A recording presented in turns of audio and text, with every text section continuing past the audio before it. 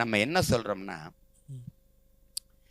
இங்க ஆக்கப்பூர்வமானது எது? ஒரு நாடு எதை நோக்கி நகரணும்? ஒரு நாட்டுல இலவசம்னு இருந்திருந்தா அது கல்வி, மருத்துவம், தூய குடிநீர் இருந்திருக்கணும். ஒரு தவிச்ச வாய்க்கு ஒரு தேசத்தின் குடிகளுக்கு தண்ணி கூட தரமாக தூய்மையான குடிநீரை தர முடியாத ஒரு அரசா தரிசா?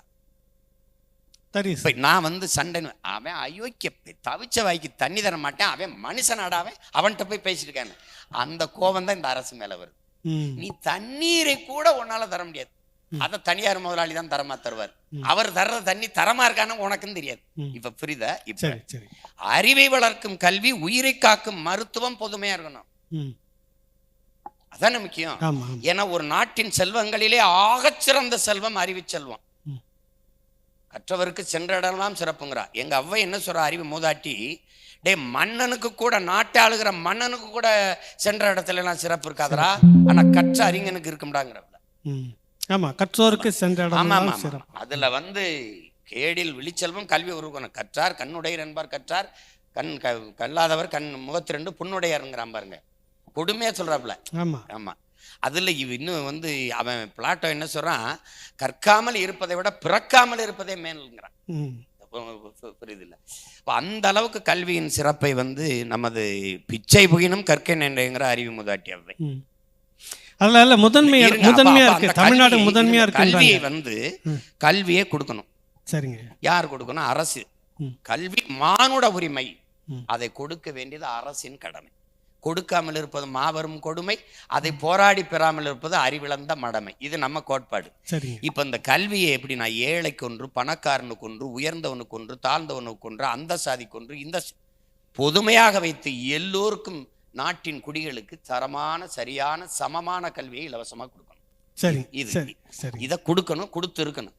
ஆனா கல்வி நிலையங்கள் இருக்கா? அது இலவசமா இருக்கா? இருக்கு. ஆனால் தரமா இருக்கா? ஆட்சியாளன் மகன் எங்க படிக்கிறானா? அமைச்சர் மகன் எங்க படிக்கிறானா? பேரம் படிக்கிறானா? அந்த பள்ளி கல்லூரியில வேலை பார்க்கிற பேராசிரியர் பெருமக்கள், ஆசிரியர் பெருமக்களின் பிள்ளையாது அங்க படிக்குதா? படிக்கல. ஏன்? தரம் இல்லை.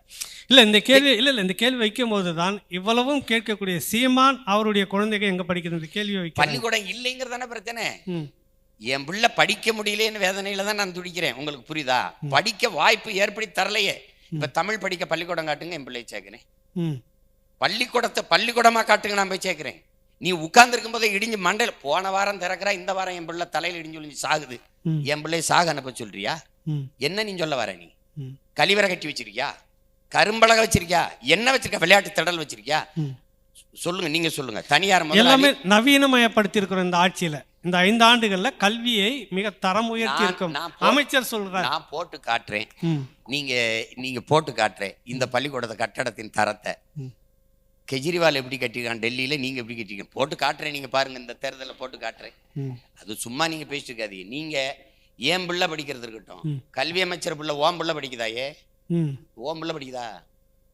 அமைச்சர் பதவியில் இருக்கக்கூடிய ஓம் பிள்ளை படிக்குதா? அப்புறம் என்ன கேள்வி கேட்கிற? நான் எல்லாரு பிள்ளையும் படிக்கிற அளவுக்கு தரம் உயர்த்துவேன். நாளைக்கு முதலமைச்சர் மகனோ மகளோ பேரனோ பேத்தியோ எவனா இருந்தாலும் அரசு பள்ளியில படிக்கணும்னு, கல்லூரியில படிக்கணும்னு சட்டம் போடுவேன். அரசு பள்ளி கல்லூரியில் படிக்கிறவனுக்கு தான் வேலையில் முன்னுரிமைன்னு சட்டம் போடுவேன். நீ போடுவிய? போட மாட்டேன். ஏன்னா தனியார் பள்ளி கல்லூரியில நடத்துறதே நீ தான். அரசு பள்ளியின் கல்லூரி பள்ளியின் தரத்தை உயர்த்திட்டா உன் வியாபாரம் படுத்துக்கிறோம். அப்புறம் இப்ப